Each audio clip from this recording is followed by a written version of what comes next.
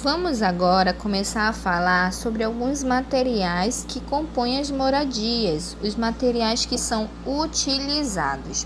Vamos começar falando dos tijolos e cimento, que são utilizados para construir as casas de alvenaria.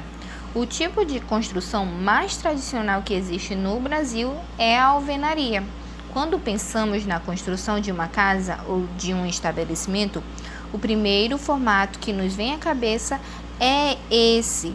São mais fáceis de projetar e de criar extensões, se for necessário, além de serem mais resistentes e oferecerem uma maior durabilidade.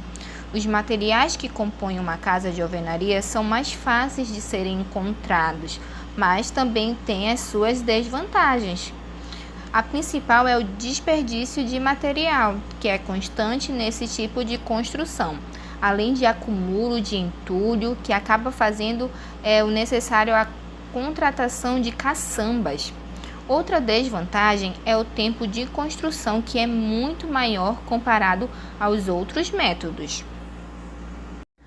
O próximo material é a madeira.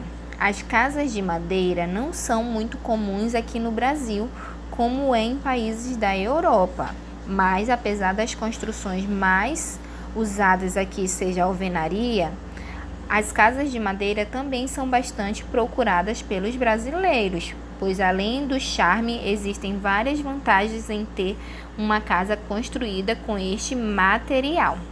Uma das vantagens é a durabilidade.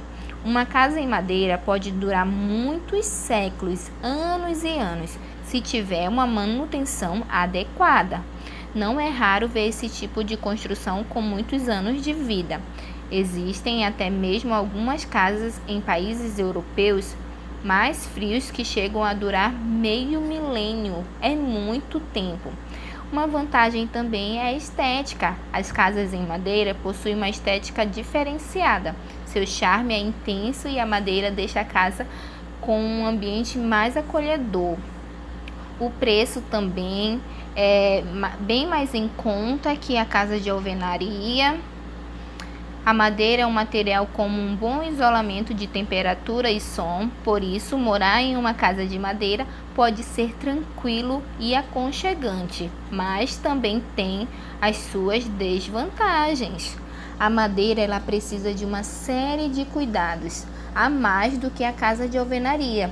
Não tratar a casa contra cupins, umidade e desgaste das ações do tempo certamente farão com que a casa tenha uma vida útil bem menor. A casa de palha, apesar de não ser muito utilizada hoje em dia, ela também tem as suas vantagens. As paredes de fardos de palha podem servir como um excelente isolamento térmico, ou seja, elas mantêm o calor dentro ou fora da casa. E uma das desvantagens é que a casa de palha ela tem sensibilidade ao fogo. No entanto, isso não impede de possuir fogões a lenha dentro das construções. E por último, vamos falar da casa de barro, que também não é muito comum aqui na zona urbana. A principal vantagem desse material é que ele é ecológico e sustentável, ou seja, ele é reutilizável. E uma desvantagem é que as construções com esse barro precisam ser protegidas da umidade, e não são todos os locais onde se pode implementá-lo, já que ele se desintegra facilmente em contato direto com a chuva.